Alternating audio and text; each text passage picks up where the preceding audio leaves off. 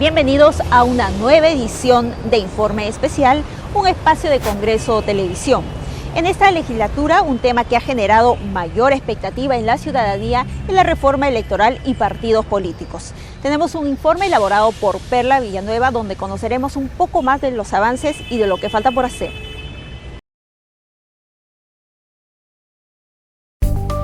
El próximo 10 de abril los peruanos elegiremos al nuevo presidente y vicepresidentes de la República, pero además a congresistas y parlamentarios andinos. Pero ¿en qué condiciones llegan los partidos políticos a estas justas electorales? El Jurado Nacional de Elecciones ha precisado que hasta ahora todo indica que tendremos que elegir entre 21 candidatos inscritos, es decir, 11 más que en la campaña del 2011. Analistas políticos y académicos han alertado que esto solo revela el debilitamiento del sistema de partidos políticos en el país. Lo que pasa es que desde entonces los partidos no se han recuperado en el país, no han vuelto a ser lo que eran antes, ¿no? Ahora, ciertamente la ley no está ayudando mucho a entrar a un proceso de fortalecimiento de los partidos. Y lo que proponemos nosotros en realidad es una reforma más integral, ¿no? Que aborde lo del financiamiento en el sentido que le he dicho, pero que junto con eso también se aborde el tema de la forma como los partidos eligen a sus dirigentes y a sus candidatos. El ex jefe de la OMPE, Fernando Tuesta Soldevilla, respalda este argumento y considera que es compartida la responsabilidad de que exista este multipartidarismo en el país. Casi 15 años después, lo que tenemos es partidos nuevos, yo le he denominado emergentes, pero que no han tenido, digamos, ni las capacidades de liderazgo organizativas y de incidencia, digamos, histórica, que han ganado, digamos, escaños en el Congreso, pero no han hecho algo que antes los partidos históricos hacían. Por ejemplo, tener raíces a nivel provincias, a nivel subnacional. Según estadísticas del Jurado Nacional de Elecciones, en las elecciones presidenciales de 1980 participaron 15 agrupaciones políticas, en 1985 y 1999. En 1995 participaron 14 y en el 2000 otra vez 9. En el 2001 solo 8 agrupaciones participaron. Sin embargo, en el 2006 la cifra se incrementó a 20 agrupaciones y en el 2011 volvió a reducirse a la mitad. Para Carlomagno Salcedo, incluso lo deseable es que en el país existan solo 3 o 4 partidos. Y recuerda que en las elecciones generales del 2011, los candidatos procedían en un 70% de partidos políticos y en un 30% de alianzas electorales. En el Congreso también piensan que el fortalecimiento de los partidos políticos como instituciones sólidas, independientes y autónomas es un proceso a largo plazo. El relanzamiento de la estructura y de la forma de actuar de la política debe ser un proceso que sin duda es progresivo, no es de la noche a la mañana, no cambia con sacar o poner el voto preferencial, ni cambia con sacar o poner el voto obligatorio, cambia con toda una concepción de la forma de estructura de un partido político, y esos son procesos para los cuales se necesita que el sistema democrático perdure, y en nuestro país el sistema democrático recién tiene 14 años, desde el 2001, ¿no? A decir de Mulder, no es necesaria la participación de los organismos electorales en las elecciones internas de los partidos políticos. Mientras para el parlamentario José León, el problema radica en la falta de una cultura política en el país. Y nos movemos solo, lamentablemente, cuando llegan los eventos electorales. Ahí nos alistamos todos, nos ponemos atentos, hacemos candidaturas. No hay partidos con militantes y esa es la desgracia que tienen los partidos políticos del Perú. Por eso se ha planteado que la reforma electoral debe ser integral y queda pendiente para el próximo Congreso concluirla. No es la reforma que uno quisiera, han habido avances indudables, por ejemplo, el financiamiento público que se ha entregado por fin. Eso es válido a partir del 2017, sin embargo, porque esto va a ser en función de los resultados del próximo año. Y eso vale a partir del 2017 por 5 años. Según este planteamiento, la eliminación del voto preferencial no tendría efecto positivo sin democracia interna en los partidos. Así también lo cree el congresista Javier Bedoya. Y es que, uno, el voto preferencial, y dos, estas alianzas meramente electorales, no programáticas, no de gobierno, evidentemente hace que se resquebraje más la solidez de los partidos, porque ya las elecciones no atienden tanto a las labor programática, al planteamiento programático, los planes de gobierno que se presentan, sino al interés de llegar a obtener una curul y nada más. Y es que tras arduo debate, la propuesta para eliminar el voto preferencial no pasó en la Comisión de Constitución. Cuando dicen que la lista cerrada es mejor, por favor, eso depende para mí de los partidos políticos. ¿A quiénes lleva el partido político como militantes o simpatizantes o invitados? Si el partido político deja ingresar a personas indeseables, es responsabilidad del partido político. Fuera de los partidos políticos está el gran contingente de electores, los 20 millones de electores que van a participar en un proceso electoral, están fuera el 90% del régimen de partidos políticos. Ahora, esta discusión es interesantísima. Yo reitero, presidente, hay conceptos a favor y en contra de la existencia del voto preferencial o de la lista cerrada. Yo siempre he sido defensora del voto preferencial y sigo pensando que es un mecanismo mucho mayor, más democrático. El financiamiento de partidos políticos también encendió el debate en la Comisión de Constitución. Y finalmente, en el Pleno, cuando se aprobó la modificación para que el financiamiento sea público. El Perú es el único en América Latina que hasta ahora como Estado no ha entregado dinero a las campañas. ¿Y cuánto cuesta una campaña electoral en nuestro país? Se estima que aproximadamente el 80% de los gastos de un partido en campaña electoral se van precisamente a radio, televisión y prensa. Es lo más costoso en una campaña. Si el Estado se hace cargo de eso, digamos, la idea es liberar a los partidos del condicionamiento del financiamiento de los particulares, ¿no? Es romper esa relación entre poder económico y poder político. La propuesta de académicos y especialistas pasa por establecer controles al financiamiento privado y mejor aún evitarlo. Se plantea, por ejemplo, que el Estado compre a los medios de comunicación un paquete de propaganda electoral para todos los partidos participantes del ajuste electoral. De esta forma, se evitaría la entrega directa del dinero al partido. El mecenas, la empresa, no financia una candidatura simplemente por una dádiva, por nada, ¿no? Sino que generalmente quiere una contraprestación. Cosa que en general no estaría mal si no fuera porque ya entonces el candidato va a deberle algo a esta persona. Y lo segundo es del dinero mal habido. Bajo estas reglas y condiciones, llegamos a esta contienda electoral y con la posibilidad de mantener en el debate público la necesidad de fortalecer a los partidos políticos, pilares de todo sistema que se precie de ser democrático.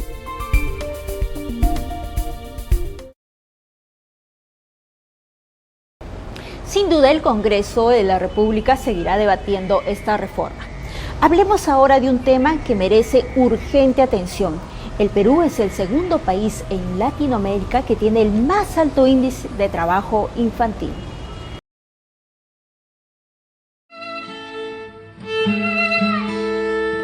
El Perú es el segundo país en Latinoamérica que tiene el más alto índice de trabajo infantil, sobre todo en actividades relacionadas a la agricultura y ganadería, según el informe presentado por la FAO. En las zonas rurales del país, dichas actividades son consideradas por los pobladores, sobre todo en la Sierra Central, como parte de su herencia cultural, ya que forma parte del aprendizaje y formación de los niños que heredarán las tierras y los cultivos formando una cadena productiva familiar. Los padres desconocen que muchas de las actividades realizadas por sus hijos perjudican su integridad física al manipular a tan temprana edad herramientas y productos nocivos para la salud. El proyecto Semilla, como organización no gubernamental, viene elaborando desde el 2011 significativos aportes a los ministerios de Trabajo, Educación, Inclusión Social, Agricultura, Mujer y Economía, para que los sectores mencionados puedan implementar programas asistenciales oportunos. El oficial de Políticas Públicas y Proyectos de la ONG Semilla, Marco Guaco, nos explica la experiencia recogida en las regiones de Junín, Huancavelica y Pasco, lugares escogidos por el alto grado de incidencia de niños trabajadores que fluctúan entre los 5 y 13 años de edad. y el piloto Semilla, que actúa en 3 regiones, pero solamente en el ámbito rural, que es el ámbito de mayor incidencia de trabajo infantil en Junín, Pasco y Huancavelica. Entonces, después de 4 años de intervención, el proyecto ha registrado índices favorables en la tasa de prevención y también de erradicación del trabajo infantil. Las actividades que son consideradas peligrosas en los niños trabajadores en la zona rural son la manipulación de herramientas punzocortantes, utilización de maquinarias pesadas, utilización de pesticidas y fertilizantes, sobreexposición a climas extremos y largas jornadas por las fechas en épocas de cosecha. Esto genera un círculo vicioso de pobreza, ¿no? Este muchacho que está mal capacitado, llega adulto, lo único que, digamos, tiene competencias para hacer es para seguir haciendo trabajos rurales. Y esto le va a enseñar lo mismo a sus hijos, y esto va a seguir y va a seguir y va a seguir. Los datos proporcionados por la ONG Semilla identifican a los niños trabajando en los cultivos que producen cacao, café, cebada, algodón y arroz, y en el pastoreo de vacas, llamas y vicuñas. Que son tradicionales, a partir de cierto momento, por la intensidad de horas, se convierten ya en trabajo infantil y de carácter peligroso, pero también por la naturaleza. Esto quiere decir que, por ejemplo, la utilización de herramientas punzocortantes que ocasionan heridas, mutilaciones, muchas veces el uso de maquinaria, ¿no es cierto?, en la labor agrícola, la máquina despulpadora, por ejemplo, o el uso de tóxicos, ¿no es cierto?, para poder difuminar entre los campos agrícolas, que también son percibidos por las pieles de los niños. La posición de la Defensoría del Pueblo respecto a la edad mínima para que un menor pueda realizar cualquier actividad es de 15 años, tal como la OIT establece en su convenio marco. Para los países que eran considerados en situación extrema o en vías de desarrollo, la edad mínima era de 14 años, pero solo por tratarse en una situación excepcional. Nuestro país superó ampliamente esta denominación con el crecimiento económico en el transcurso de los años y debemos elevar dicha edad, aseguró Villarroel. Nosotros consideramos que ya ha pasado un tiempo prudencial desde que el Estado ha suscrito los convenios OIT y que es necesario modificar esta edad y subir la edad, elevar la edad mínima de acceso al trabajo. Toda vez que esto en realidad redunda en los derechos de los adolescentes, ¿no? Nosotros consideramos que el trabajo, por definición, es un aspecto que tiene que ser realizado por adultos y en el caso de adolescentes es excepcional. Dentro de las modificaciones del nuevo Código del Niño y el Adolescente que encierra la Ley 27337 del año 2011 y que viene siendo revisado por el Congreso de la República, se detalla el régimen para el adolescente trabajador, edades requeridas para trabajar y actividades permitidas, jornadas laborales, exámenes médicos, capacitaciones, todas debidamente especificadas y detalladas. La reciente intervención realizada por la Defensoría del Pueblo, junto a la Fiscalía de la Nación, Ministerio Público y la Policía Nacional, fue el rescate de niños menores de 12 años trabajando en campos arroceros en Tumbes. Los menores que fueron rescatados pasaron a la protección del Ministerio de la Mujer y Poblaciones Vulnerables, los que se encontraban en situación de abandono, y los que sí contaban con familia fueron entregados a sus padres con el compromiso de recibir capacitación para que sean excluidos de los trabajos considerados de riesgo. Nuestros colegas de la Oficina Defensorial de Tumbes han intervenido en más de una ocasión en casos de trabajo infantil donde habían niños que estaban trabajando en campos arroceros. Lo que hicieron nuestros colegas en esa zona fue realizar operativos de manera conjunta con la Fiscalía, con la Superintendencia Nacional de Fiscalización Laboral, con la SUNAFIL, con el Ministerio Público, con el Poder Judicial y la Policía, para poder intervenir, en este caso rescatar a estos niños y poder en todo caso llamar la atención a los padres, haciéndoles recordar la obligación que tienen de que estos niños estudien, ¿no? Evitemos que los niños caigan en cualquier clase de explotación o abuso físico o sexual. Creemos conciencia en la población para que se denuncien los abusos y maltratos. Los padres de familia no deben exponer a sus hijos a realizar trabajos forzosos que atenten contra su dignidad y salud. La mejor herencia que se deja en ellos es darle la verdadera herramienta para surgir: la educación.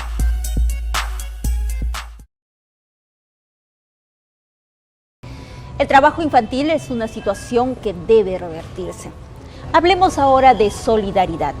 Uno de los actos más nobles que puede hacer alguien por su prójimo es donar sangre. Si usted nunca lo hizo, vea el siguiente informe. ¿Sabías que al donar sangre salvas vidas? Únete a esta gran cruzada a favor del Instituto Nacional de Enfermedades Neoplásicas. ¡Te esperamos!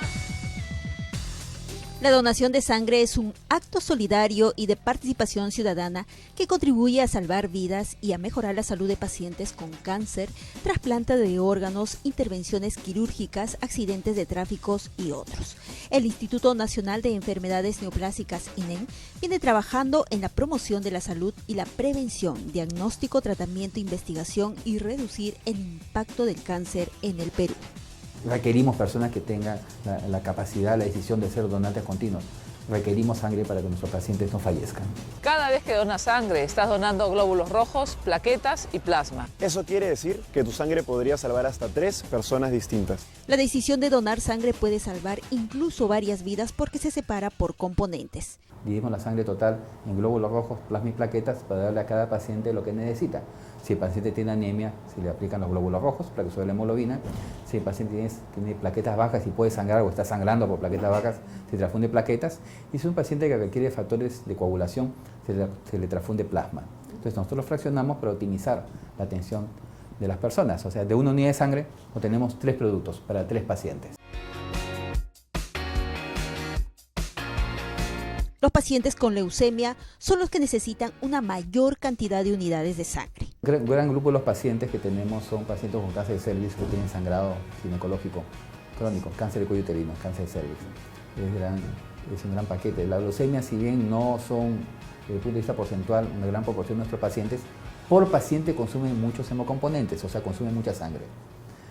O sea, si yo tengo un paciente, probablemente un paciente médico con leucemia puede consumir una cantidad de hemocomponentes similar a 5 a 10 pacientes quirúrgicos. Esa es la comparación. Sin embargo, persiste el temor de algunas personas de donar sangre, ya que piensan que podrían infectarse o engordar. Claro, el primer temor, aunque dé risa, es engordar. La gente cree que si dona sangre engorda. Es falso. En realidad es un tejido que se regenera continuamente. En segundo lugar, todo es estéril y todo es descartable, no hay riesgo de contaminación. Por política de bioseguridad tenemos que tener equipos que sean descartables, no contaminados. Todo se elimina, de tal manera que con toda seguridad pueden ir a donar sangre y todo va a ser nuevo para el donante. En tercer lugar, tatuajes. Antiguamente, hace unos años, se indicaba que toda persona tatuada no podía ser donante, pero vemos que hombres, mujeres y señoras se tatúan. Se tatúan, por ejemplo, el borde de los labios, las cejas, y es un tatuaje. Las cicatrices de cesárea, para usar ropa de baño pequeña. Entonces, si la persona ha sido tatuada luego de un año, podría ser donante. El Banco Nacional del INEN está catalogado como uno de los mejores a nivel nacional debido a sus rigurosos procedimientos. Cuenta con un banco operativo las 24 horas con equipos adecuados y un área de tamizaje de pruebas infecciosas tal como exige la ley. Estos equipos automatizados permiten realizar las pruebas a los donantes, pruebas de HIV, hepatitis C, hepatitis B, Chagas, sífilis y HTLV1. La ventaja de estos equipos es que no tengo que juntar muestras, pueden encontrar la muestra uno por uno. En otras palabras, si yo quiero donar plaquetas como emergencia para mi familiar, a las 12, llego a las 12, a la 1 más tardar, después de seguir todos los trámites, mi tubito entra a la máquina, 2 de la tarde tengo los resultados, 2:30 estoy conectado a la máquina, 3:30, 4 más tardar, yo tengo las plaquetas para transfundir.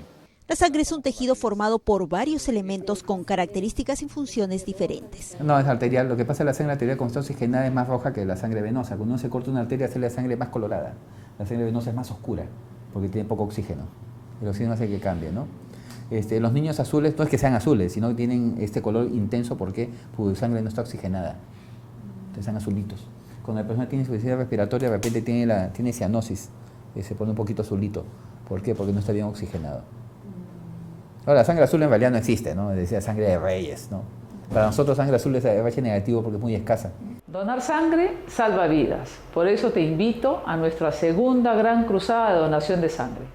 Los grupos sanguíneos son hereditarios. El 80% de nuestra población es O positivo, 15% pertenece al grupo A, 5% al grupo B. El RH positivo en Lima representa el 98.5% y el 1.5% RH negativo. Este último es muy escaso. En realidad los grupos más importantes son el ABO y el RH. O sea, una persona puede ser O, A, B o AB. Y puede ser O, A, B, AB, RH positivo o RH negativo. O sea, se heredan independientemente. Ejemplo, en mi caso yo soy A negativo, mi esposa es A positiva. Entonces mi hijo mayor es A positivo y mi hija menor es A negativo. Pero yo con mi esposa, que los dos somos A, no podemos tener un hijo B. Yo no sería el papá. Lamentablemente, el gran problema en nuestro país es el abastecimiento de sangre que se encuentra por debajo de los estándares internacionales recomendados. El plan de donación de sangre tiene más de 10 años de vigencia. Sin embargo, hasta la fecha no se ha podido aplicar por falta de financiamiento. En la actualidad, nuestro país no cuenta con un hemocentro que permita captar a los donantes voluntarios. No dejes de colaborar con esta gran cruzada organizada por la congresista Zenaida Uribe en beneficio del Instituto Nacional de Enfermedades Neoplásicas, INEN. Las campañas de donación de sangre son importantes porque los voluntarios entregan parte de un tejido que se regenera para ayudar a otra persona. Nosotros como Banco de Sangre tenemos actividades particulares propias de donación de sangre, campañas, y nos ayuda a favorecer, en nuestro caso como institución oncológica, a pacientes que asisten de provincias y no tienen donantes de sangre. Entonces continuamente realizamos las campañas en universidades y en centros comerciales, instituciones tipo bancos, tipo centros comerciales para realizar las campañas de donación de sangre. La donación no debe estar vinculada a situaciones de tragedia o de emergencia, sino que debe ser un acto cotidiano y habitual en nuestras vidas. Solo donando sangre con regularidad, dispondremos siempre de sangre suficiente y segura en stock. Recordamos que los hombres pueden donar hasta 4 veces al año y las mujeres 3. Si aún no lo ha hecho, comprométase a hacer en la próxima campaña de donación voluntaria.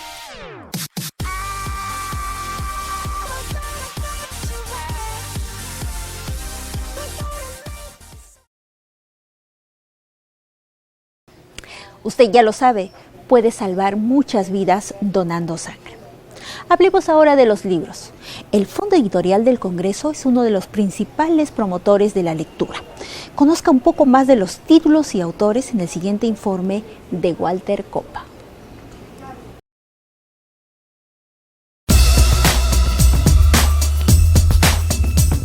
Miles de páginas, innumerables teorías, ideas, propuestas, soluciones, miles de lectores, millares de libros. La memoria de los pueblos está en los libros. Y así lo entiende el Congreso de la República, por eso creó en 1998 el Fondo Editorial que divulga obras relacionadas, con especial énfasis en historia, identidad nacional, el escenario social y político contemporáneo.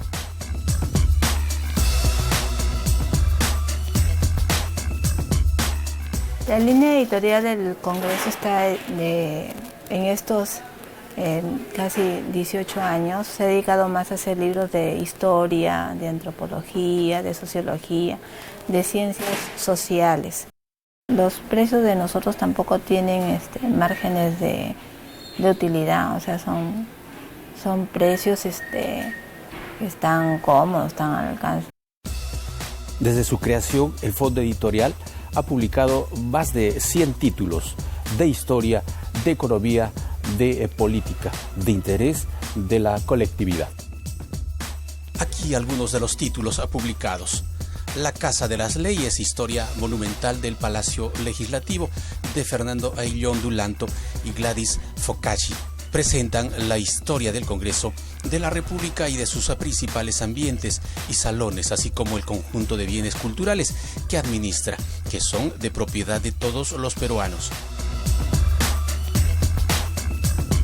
El Almirante Grau y la Plana Menor del Huáscar, de Manuel Sanutelli, por medio de diversas semblanzas de los tripulantes subalternos del Huáscar. Sanutelli rinde homenaje a las olvidadas tropas que combatieron bajo la inspiración del almirante Miguel Grau. El retrato individual de la marinería del glorioso Monitor constituye una novedad dentro de la bibliografía consagrada a la gesta de Angamos. La Constitución en quechua, Perumanta Hatun Camachina, Constitución Política del Perú 1993, cuyo autor es Andrés Chirinos Rivera, la Carta Magna difundida en el Runasimi, la lengua autóctona más importante del Perú. Y si desea saber más acerca de una institución tan controvertida como la Inquisición, está a su alcance Anales de la Inquisición de Lima, de Ricardo Palma. En sus 262 páginas, el tradicionalista repasa algunos de los sonados juicios que llevaron a cabo por el Santo Oficio limeño y delinea paralelamente un perfil de las supersticiones de los peruanos. Parlamento y sociedad en el Perú, bases documentales, siglo XIX, en 4 tomos. Contiene una selección de documentos parlamentarios junto con un estudio de Pablo Macera sobre la estructuración de la geografía política del Perú en el siglo XIX. El Fondo Editorial también publicó libros sobre las diversas ideologías y vertientes políticas en el país, así como de sus líderes, el antiimperialismo y el APRA, de Víctor Raúl Aya de la Torre, Luis Bedoya Reyes, Gradualidad en el Cambio, de Teodoro Jampe Martínez, compilador. Un número muy variado de documentos componen el libro en el que se propone retratar de cuerpo entero al máximo representante del socialcristianismo en la praxis política peruana. Breve historia de la esclavitud en el Perú, una herida que no deja de sangrar, es otra alternativa. Su autor, Carlos Aguirre, explica la importancia de la institución esclavista, tanto para el sostenimiento de la sociedad agraria como para la vida cotidiana en la ciudad virreinal. Asimismo, rescata el aporte de la población de ancestro africano en la formación del mundo criollo colonial, recordando su intenso mestizaje con las culturas indígenas costeñas y los productos culturales nacidos de su contacto con la sensibilidad barroca de los siglos XVI y XVII. Hay 12 publicaciones recientes. Una de estas titula Nunca más, los oscuros años del terrorismo en el Perú. Óscar Medrano, fotógrafo de la revista Caretas, documentó las diferentes etapas de este periodo trágico. Va a servir esto para no olvidarnos lo que ha ocurrido en el país, para que ya no se repita esto nunca más. Una de las fotos tomadas en abril de 1983 en la localidad de Santiago de Lucanamarca, Ayacucho, fue elegida como símbolo de la Comisión de la Verdad y Reconciliación. Medrano se inició como fotógrafo en 1962. Después de trabajar en el comercio y correo, llegó a Caretas en 1979. Durante las siguientes etapas de su trabajo, le tocó volver a su tierra, Ayacucho, aunque en circunstancias duras. Vio de cerca el rostro de la muerte.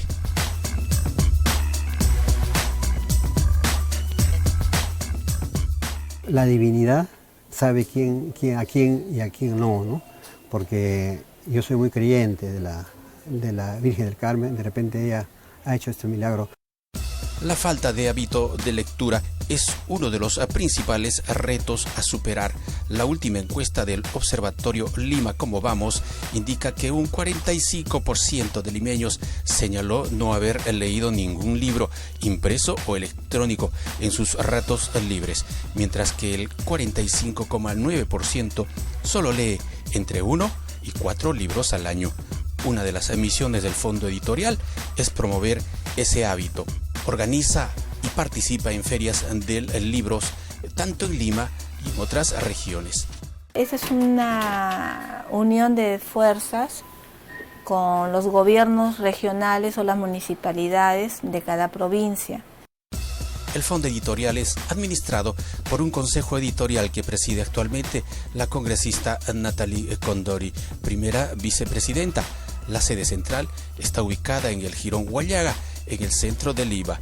El fondo publica anualmente unos 15 nuevos títulos en promedio.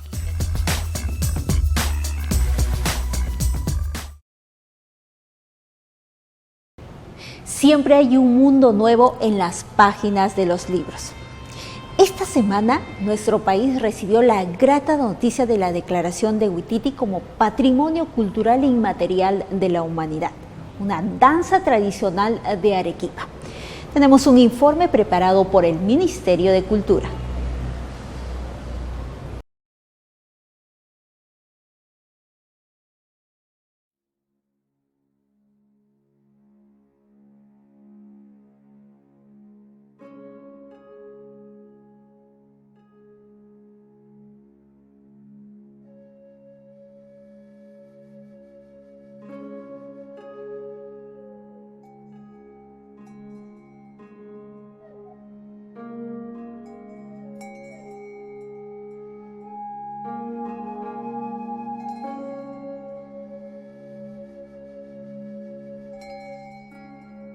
Al sur del Perú, en la región Arequipa, el Valle del Colca ha sido escenario del vínculo estrecho entre dos importantes colectivos culturales, los Collagua y los Cabana.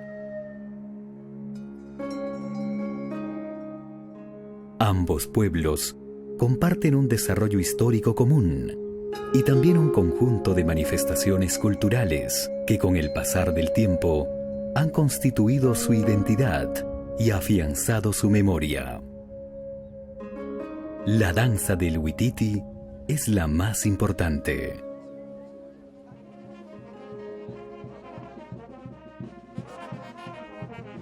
La tradición oral local narra que la danza del Huititi se originó como rememoración de una estrategia de conquista militar en la que los varones llamados huititis se vestían con prendas de mujer para confundir a los enemigos. Otra versión cuenta que usar vestimenta femenina fue una hábil argucia para que los varones pudieran acercarse y enamorar a las doncellas sin despertar sospechas.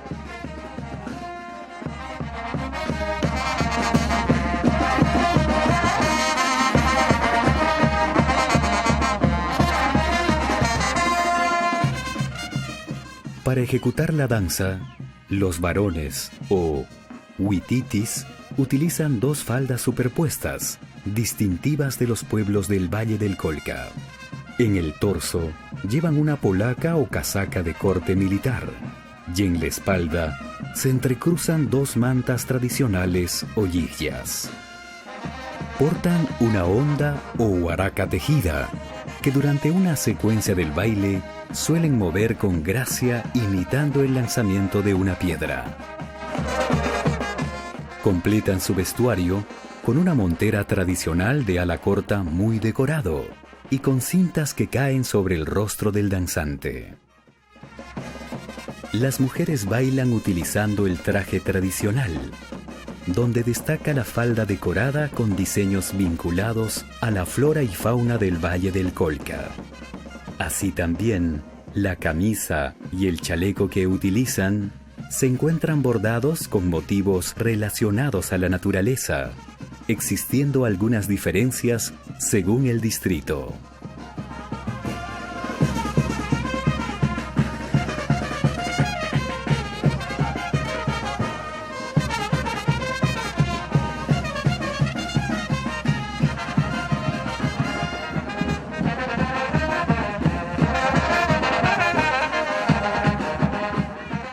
La danza del Huititi se desarrolla en las celebraciones religiosas y cívicas de todo el Valle del Colca, durante los meses de diciembre a marzo, coincidiendo con la época de lluvias, que marca el inicio del calendario agrícola. Asimismo, expresa el orgullo y la vitalidad de la población, pues se enmarca dentro de la compleja organización social y festiva de los pueblos.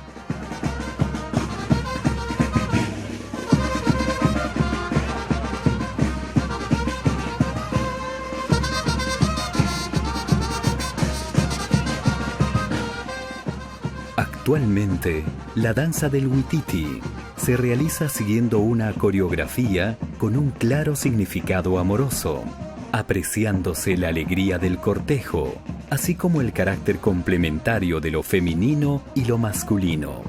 La danza se desarrolla en comparsas al compás de varios instrumentos.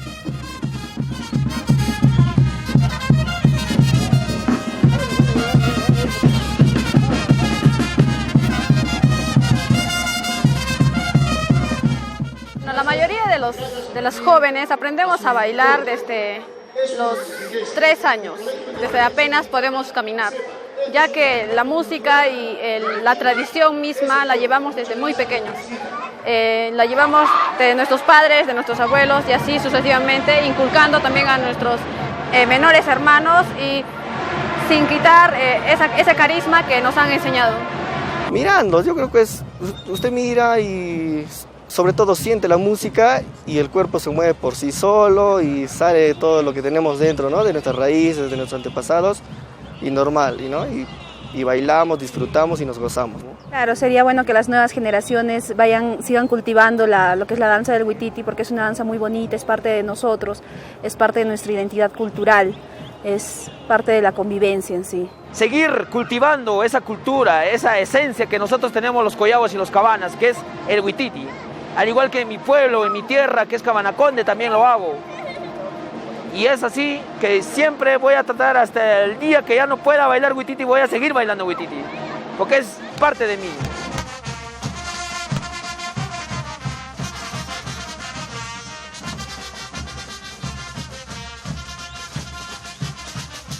La danza del huititi se transmite de generación en generación, principalmente a través de la observación directa en las celebraciones locales. Además, en los distritos del Valle del Colca se han formado conjuntos que practican la danza durante todo el año y que participan en presentaciones públicas y concursos.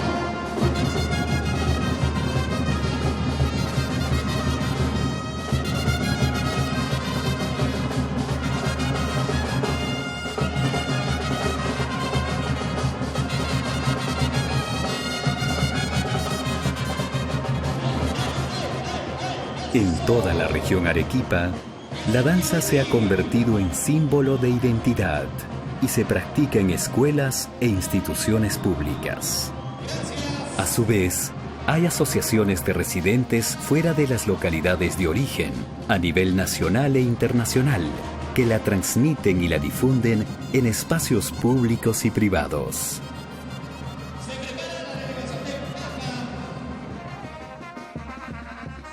La danza del huititi, declarada Patrimonio Cultural de la Nación desde el año 2009, es considerada la expresión de cultura viva más importante del Valle del Colca.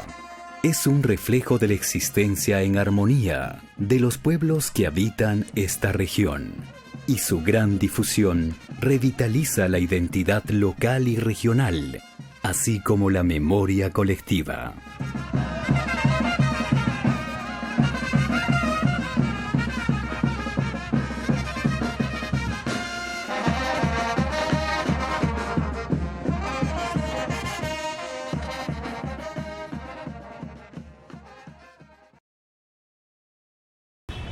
Hasta aquí esta edición de Informe Semanal. Gracias por habernos acompañado. Nos encontramos la próxima semana.